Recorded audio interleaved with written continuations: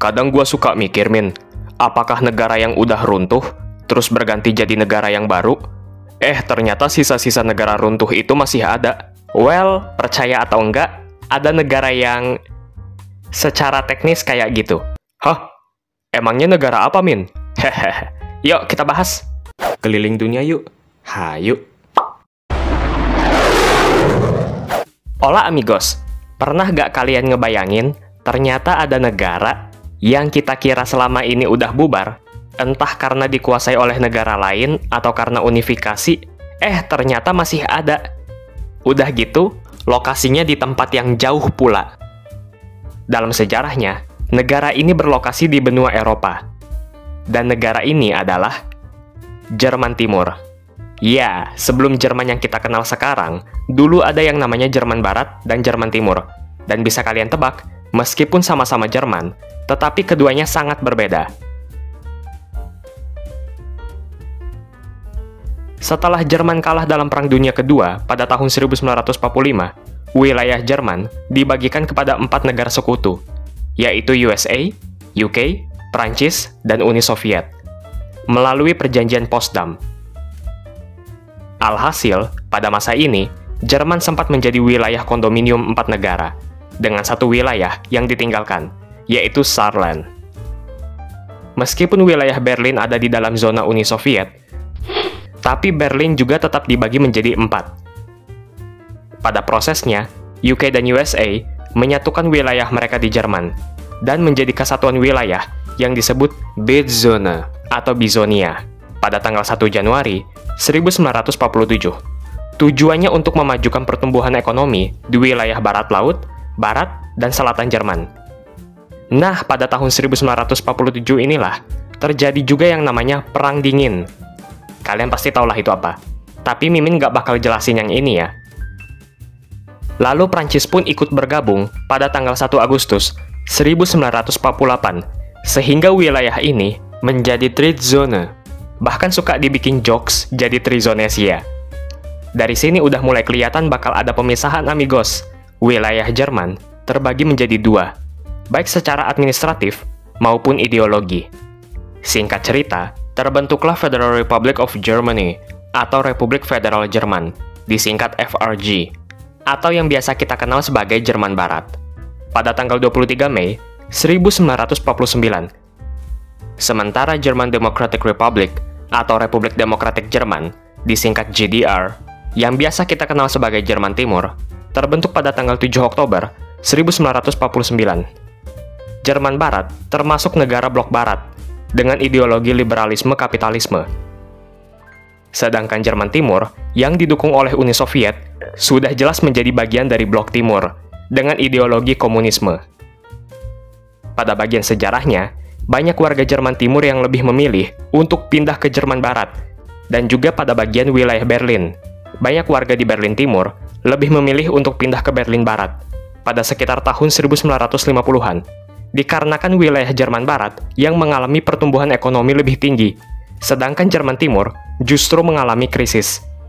Sehingga, perbatasan Jerman Barat dan Jerman Timur yang semula tidak ada pembatas dalam bentuk fisik, kemudian dibuatlah bentuk fisiknya, sepanjang 1.300 km dari Laut Baltik sampai ke Cekoslovakia, dimulai pada tahun 1952. Sampai pada tahun 1961, sekitar 20% dari total populasi Jerman Timur melakukan migrasi ke Jerman Barat. Hal inilah yang kemudian menjadi alasan pemerintahan Jerman Timur membangun yang namanya Tembok Berlin. Tembok ini untuk mencegah lebih banyak warga Jerman Timur yang bermigrasi ke Jerman Barat. Pembangunannya sendiri dimulai sejak tanggal 13 Agustus 1961.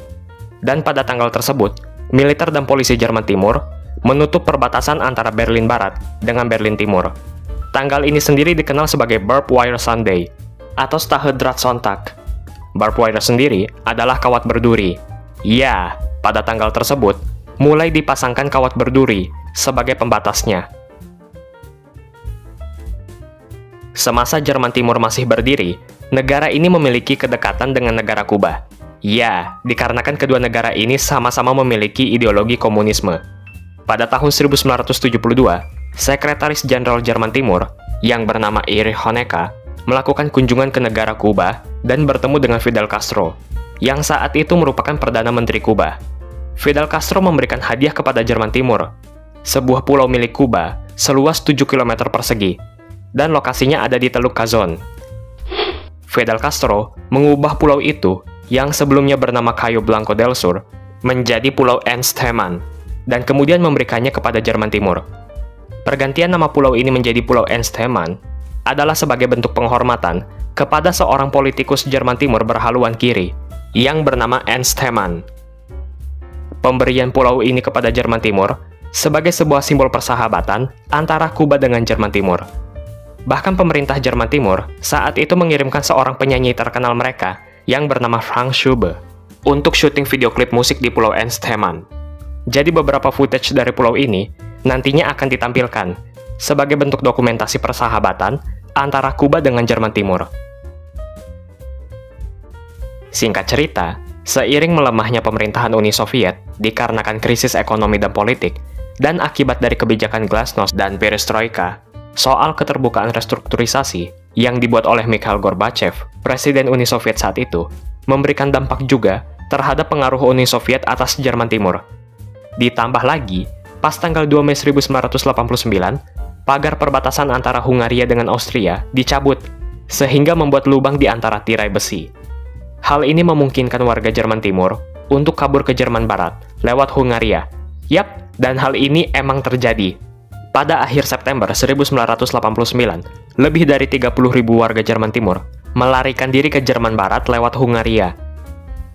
Pada tanggal 9 November 1989, tembok Berlin mulai dirobohkan. Peristiwa ini memunculkan dorongan untuk diadakan pemilihan umum bebas pertama kali di Jerman Timur pada tanggal 18 Maret 1990. Kemudian berlanjut pada negosiasi Jerman Barat dan Jerman Timur, dengan puncaknya adalah penandatanganan perjanjian unifikasi pada tanggal 31 Agustus 1990, ditambah penandatanganan The Treaty on the Final Settlement with respect to Germany, lebih dikenal sebagai 2+4 Agreement, pada tanggal 12 September 1990. Dengan perjanjian ini, akhirnya kedua Jerman ini dapat melakukan reunifikasi atau penyatuan kembali pada tanggal 3 Oktober 1990. Hal ini juga menandakan Perang Dingin yang akan berakhir pada tahun 1991. Oh iya, tapi katanya ya amigos, karena ada hubungannya sama urusan politik, kata reunifikasi itu agak sensitif. Jadi para politikus Jerman Barat waktu itu lebih memilih istilah Die Wende, atau artinya titik balik. Tapi kalau dalam perjanjiannya, istilah resmi yang lebih sering digunakan adalah Deutsche Einheit, yang artinya persatuan Jerman. Tapi, namun, apalagi amigos, hehe. Tapi coba kita cek dulu amigos, di perjanjiannya. Di pasal 1 ini, Brandenburg, Mecklenburg-Vorpommern, Sachsen, Sachsen-Anhalt, dan Tullingen, dan ya, wilayah Berlin yang dulunya punya Jerman Timur, semuanya kemudian akan menjadi bagian dari Jerman yang kita kenal sekarang. Tapi ya, kalian ngerasa ada yang kurang nggak? Iya, di manakah pulau yang diberikan Kuba tadi? Kalau kalian cek di setiap dokumen yang ada hubungannya sama reunifikasi Jerman, kalian nggak bakal menemukan namanya Pulau Ernst Hamann. Pulau ini nggak masuk dalam perjanjian. Kalian tahu maksud Mimin kan? Berarti, secara teknis, Jerman Timur masih ada dong.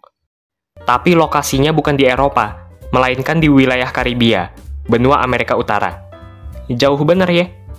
Dan ya, hal ini jadi alasan juga buat pernyataan Republik Molossia kalau mereka masih berperang lawan Jerman Timur. Ternyata ya, kedutaan Kuba yang ada di Jerman menyatakan kalau pemberian pulau ini hanyalah sebuah bentuk simbolis aja. Jadi bukan dikasih beneran, cuma sekedar simbol aja. Ada juga sumber yang menyatakan kalau Fidel Castro cuma mengganti pulau itu menjadi Ernst Hamann, tapi tujuannya bukan buat dikasih ke Jerman Timur, tapi sebagai bentuk penghormatan aja. Jadi Jerman Barat dan Jerman Timur sebenarnya nggak memiliki pulau itu sama sekali, baik sebelum maupun sesudah reunifikasi. So, gimana menurut kalian? Oh iya amigos, mohon maaf kalau Mimin masih banyak kekurangan dalam penyampaian informasi ya, jadi kalian boleh koreksi juga. Amigos bebas berpendapat ya, kritik, saran, asalkan sopan. Mungkin ada juga yang kurang berkenan misalnya dengan jokes Mimin, mudah-mudahan kedepannya Mimin juga bisa lebih baik lagi ya. Kalau ada kritik dan saran, Mimin berterima kasih, berarti itu semua bentuk perhatian dari kalian semua amigos. Sehat-sehat semuanya!